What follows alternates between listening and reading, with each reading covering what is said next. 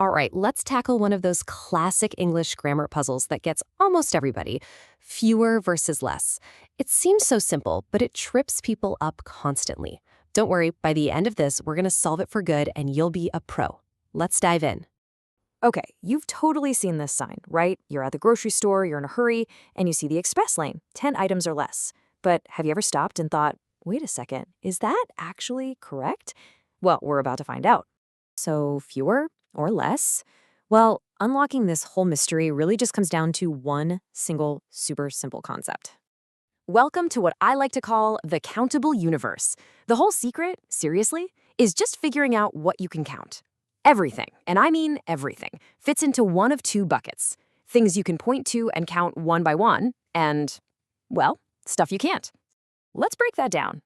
On one side, you have countable things. Think about it. You can have one hamburger, 2 eggs, 3 snacks. They're individual things, right? But then, on the other side, you've got this uncountable stuff, like milk or food in general or water. You wouldn't really say, I want 2 waters, would you? You talk about it as a single mass. Here's a perfect example. You can literally count eggs, right? 1 egg, 2 eggs. But milk is a liquid. It's just milk. Now sure, you can count cartons of milk, but you can't count the milk itself.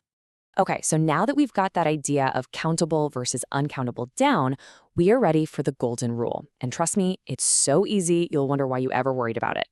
Here it is, super simple. Use fewer when you're talking about those countable things. Use less for all that uncountable stuff. That's it. And hey, here's a little bonus tip. More is the easy one. It works for both.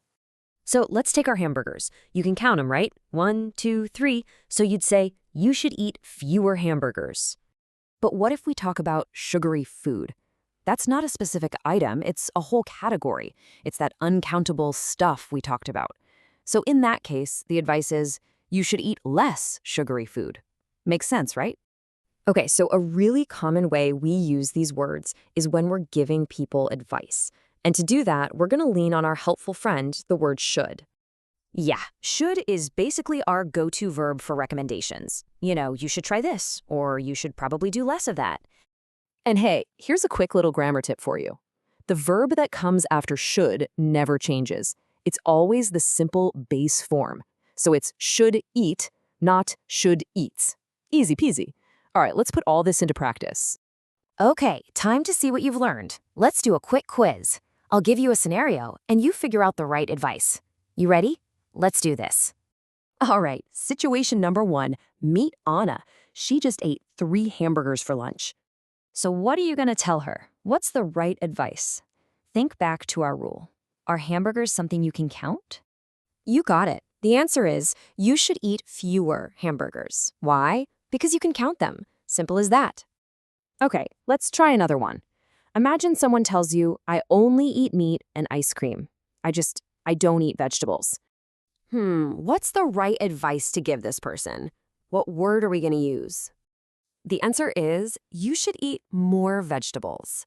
And remember, more is our super flexible friend. It works for countable things like vegetables and uncountable stuff too. Okay, last one. Let's circle back to Anna. This time, she ate a ton of onion rings at a party. But what if we want to give her advice about the whole category of food, not just the onion rings? So what's the right advice about fried food in general?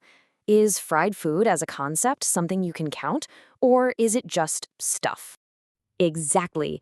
You'd say you should eat less fried food because fried food is a general idea, an uncountable category, so we use less. All right, so let's boil this all down to the main takeaway. It's this simple. If you can count it, use fewer. If you can't, use less. That is the whole shebang right there. And that brings us right back to the beginning, that supermarket sign, 10 items or less. So, is it right? Well, since you can count items one by one, it really should say 10 items or fewer. And now you know. So here's your new mission. Go out into the world and see where you spot this rule. You'll start seeing it everywhere, I promise.